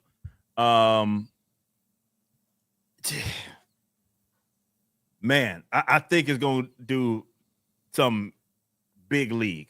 So whatever you need from me, you got me. Just call me. Let me know. Let me know what's up. Shout out Gary. Much love to him. And for some reason, Ash just became a member for 17 fucking months. Woo! When my autobiography comes out, it's called Shooting for the Starfield. I'll talk about it later with you. Yeah. It's not looking important. forward to it. Looking forward to it. Officially on Represent. Oh man. But yeah. No, I love nerd out about that type of stuff. And man, we all want Gary to be great, man. So whatever I can help any of our other guys as well, because he knows everybody on the team, that especially like guys like Alex that help me look at numbers, man. He has us, man. Whatever he needs from us, we got him. So yeah, but in other news, Hollywood's gay, gaming's gone gay, and everyone's gay. Everyone's fucking homosexual. Apart from 97% of the population. Gary said it's called forgetting man boobs. I try. You're the fuckers that won't let me. Oh, you son of a bitch, man. I already know that Gary's playing the crying game music at his house right now.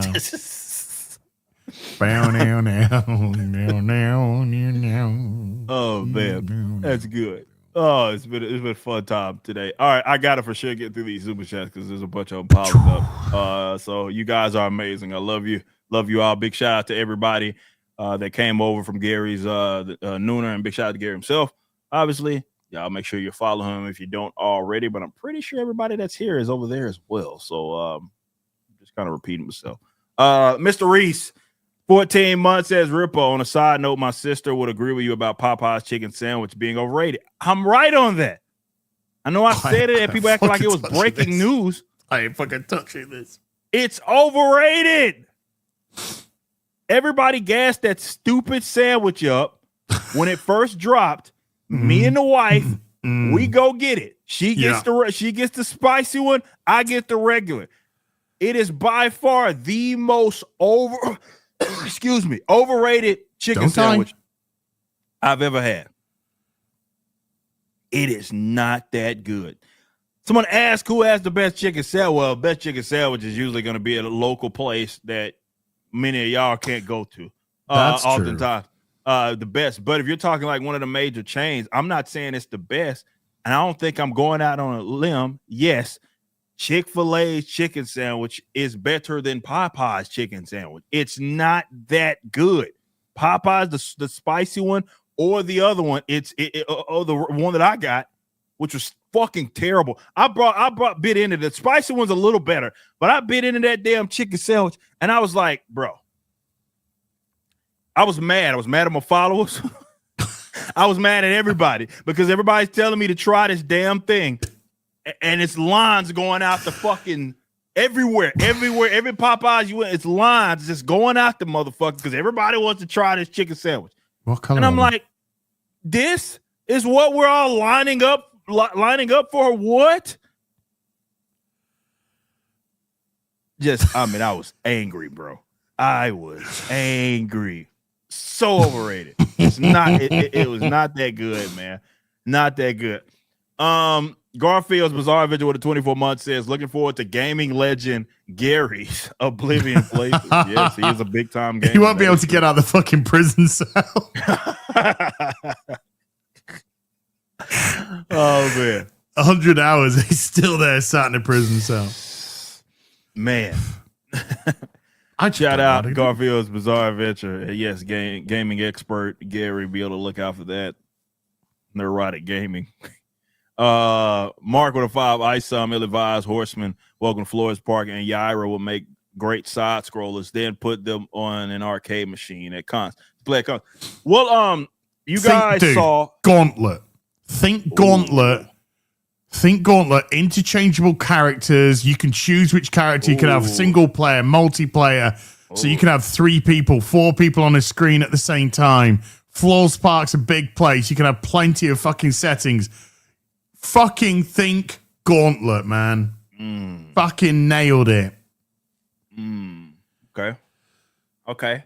By the way, and the reason why this conversation is popping up is because I did a video on the Riververse channel that released like 30 minutes before the show, where I announced that we have a new little series that is like, what would a Riververse video game kind of look like, or what could it look like? And what we're going to be doing, we're putting our Riververse Studios team to work. These are not going to be like these extravagant sort of things, but we're going to put out some small character intro kind of animations, see how you think, so you can get feel for like what the style could look like. We're going to do it in 2 parts. We have 2D, which is more of the classic look that some of you guys have seen from Riververse Studios, but also we got a 3D one as well. So we'll start dropping those videos soon enough.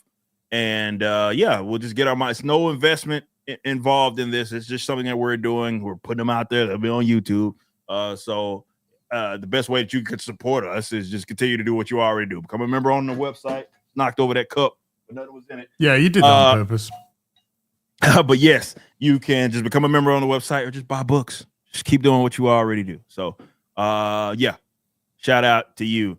Chris with a 10 says, because these weirdos are aged children that only think in binary and have no understanding of compromise or opposing viewpoint. The only way how ironic is that, by the way? Right, yeah.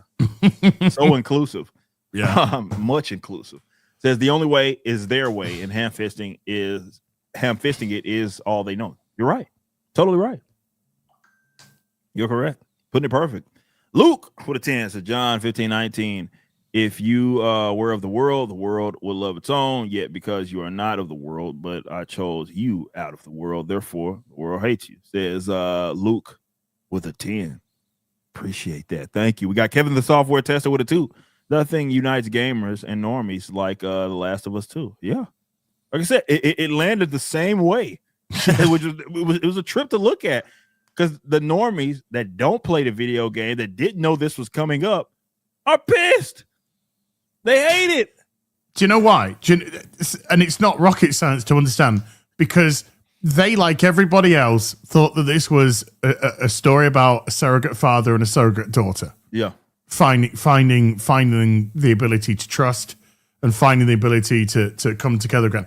That's because that's what the first game was. It was. There's no doubt about it. The Last of Us Part 1 is literally about family. I know it's such a fucking meme with Fast and the Furious, but it was about family. It was about 2 people that were completely ostracized from society, even from emotionally, physically, and then through the road trip, finding what it was like to trust again, what it was like to have that familial relationship again. It was a great story. And then it all got, remember The Last of Us was about fucking trans fucking utopia and fucking apocalypse. And Eric and Joel's dead because he's a poopy pants white man. But he's not in the show because he's fucking Pedro. Has a fat girl appeared yet? He's the only one that could save this. He's the only one to save the show. He's got to come through. And I want to see a full haymaker into a garage door. I better see it. Appreciate that, Kevin, the software tester. Recovery Anonymous with a 5 says, just got the amazing GLG Skyrim modded setup. Gonna set up the multiplayer mod next. I don't need Bethesda anymore. Just need Beyond Skyrim mod to finish. Okay.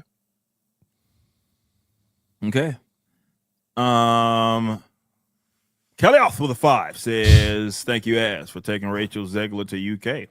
A theater work in London for Vita apparently isn't selling tickets. I didn't know anything about that. Weird.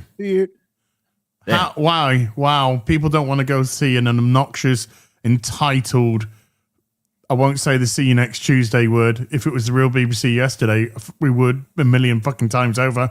By the way, chat, for some reason, the video still isn't demonetized.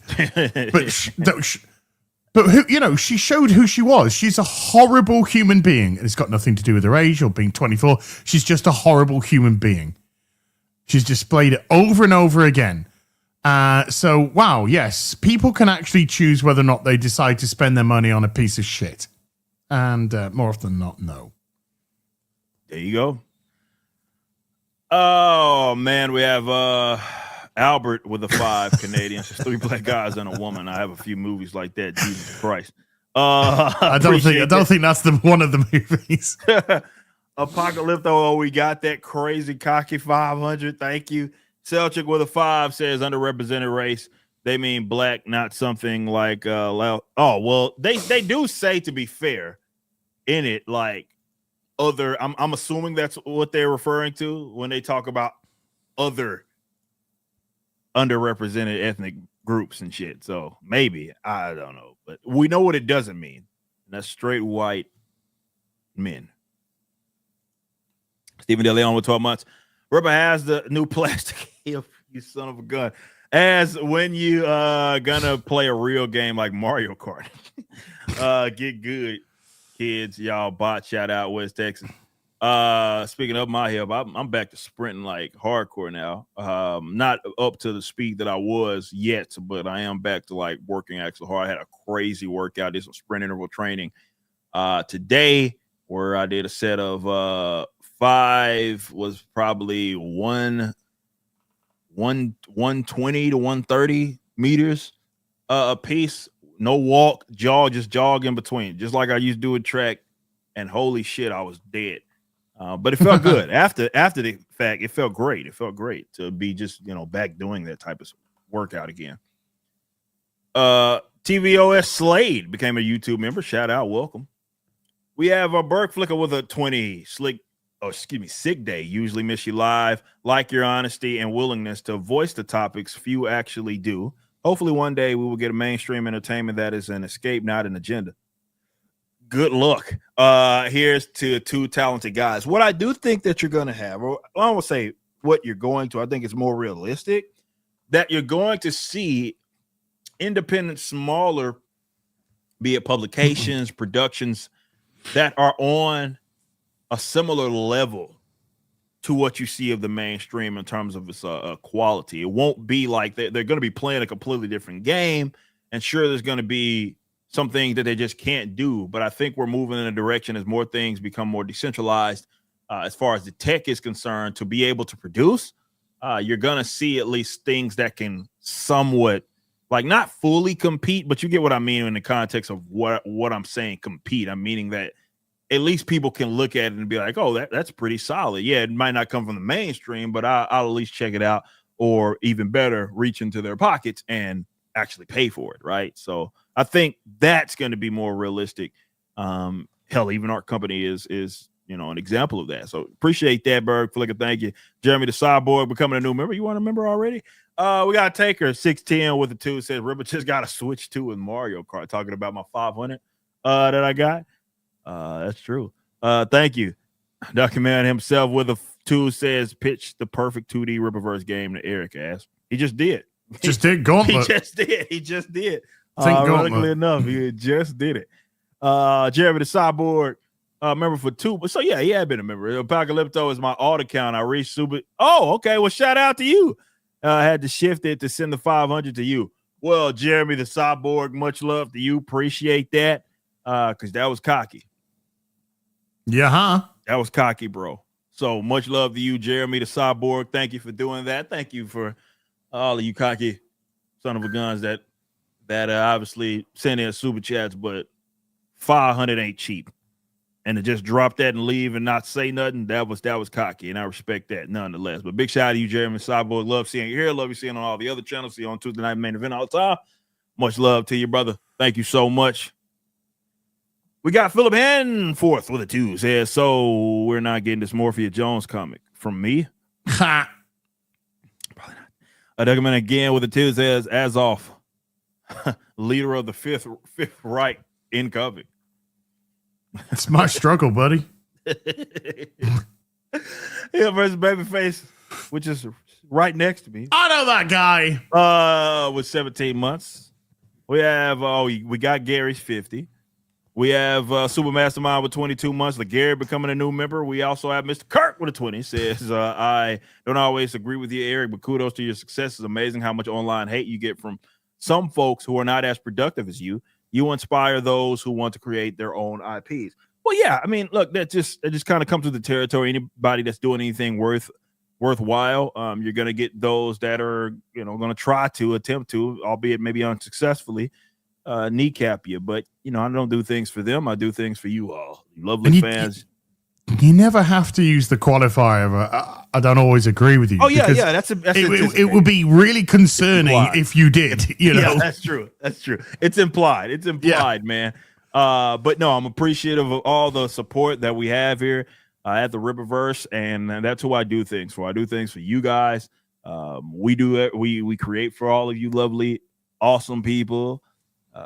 Everything that we do, we got surveys. No Carolyn's in the chat right now. We surveys and stuff that we send out is specifically audience feedback. So we're doing things for the customers, for you, not for people that despise me for whatever reasons that they may have, man. So appreciate that. Thank you. Archangel said with a 23 months just bought a house at Flores Park. Any tips? Watch out. Don't cause shit. Yeah, don't cause any shit. Especially don't do that and maybe potentially look like you maybe have some superpowers, because then you get the green guys, the superpower green guys and gal on you, and you don't want any problem with that. Watch it. There's a guy that's by the name of Darren Fontano. That is, he's got his hands everywhere, pull a lot of strings. So you got to watch out for that fucking guy as well. And every now and then you'll see someone that is this blonde, tall chick that if you do see her, get the fuck out of the way. That's all I can say. So yeah, other than that, you should be good. It is an affluent city after all. So you moved into a nice spot. It's got a lot of things going for it.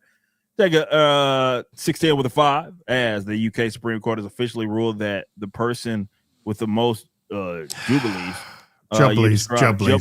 as nice, is in fact a man. Yeah. Abort the court.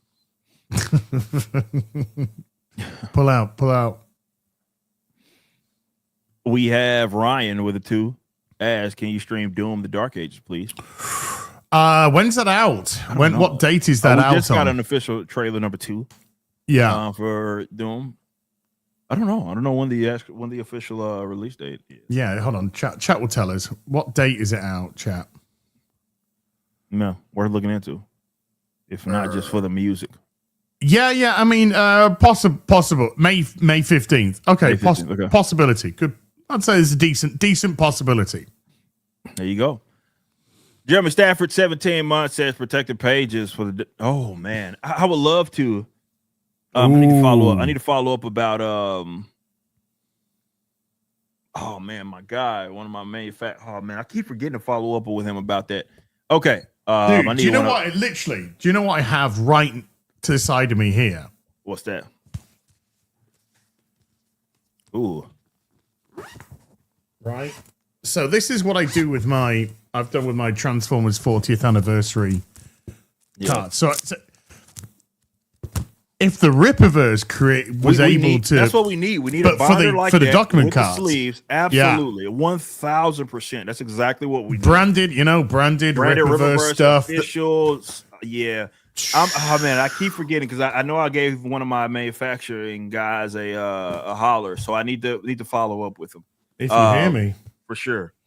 Because we need that 1,000%. We need that. I know that's because we keep coming out with cards. I mean, at this rate, you see how crazy we are with our releases. We had the cards that dropped for with ISOM that's coming out with ISOM 3, but you also we've already Horseman 1 and Yaira, I believe Zaylen, all of those books as well that we got to take into consideration. So it's gonna be another deck soon enough. So be on the lookout for that. Appreciate that, Jeremy Stafford. Thank you so much for that. And I believe that wraps it up. What do you have going on this week? I'm probably just going to chill for a little bit, but I do see myself maybe coming back this evening to do a little bit more Oblivion. Okay. If I don't at me.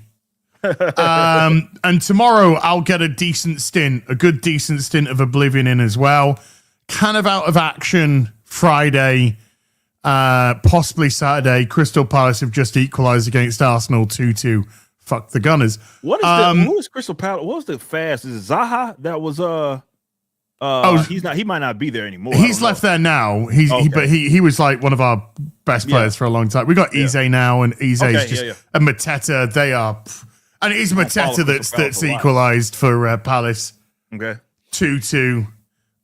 You're welcome. We're in the semi-finals of the FA Cup this Saturday. This Saturday, I might be busy.